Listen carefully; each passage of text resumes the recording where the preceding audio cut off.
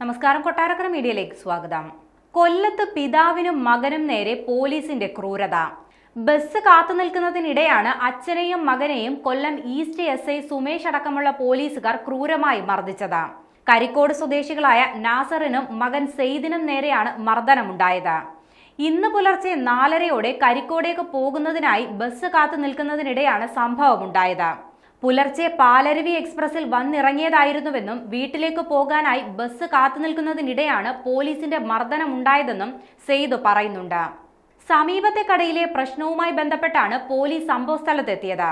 പിന്നാലെ മർദ്ദനത്തിനിരയായ പിതാവിന്റെയും മകന്റെയും അടുത്തേക്ക് പോലീസ് ഉദ്യോഗസ്ഥർ എത്തുകയായിരുന്നു.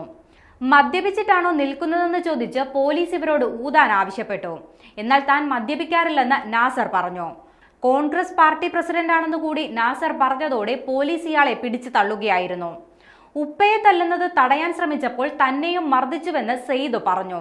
ആദ്യം തറയിലിട്ട് ചവിട്ടി, ഇട്ടിരുന്ന വസ്ത്രം വലിച്ചു കീറിയെന്നും സ്റ്റേഷനിൽ കൊണ്ടുവന്ന ശേഷവും 2 പോലീസുകാർ മർദ്ദനം തുടർന്നെന്നും സെയ്ദ് പറഞ്ഞു.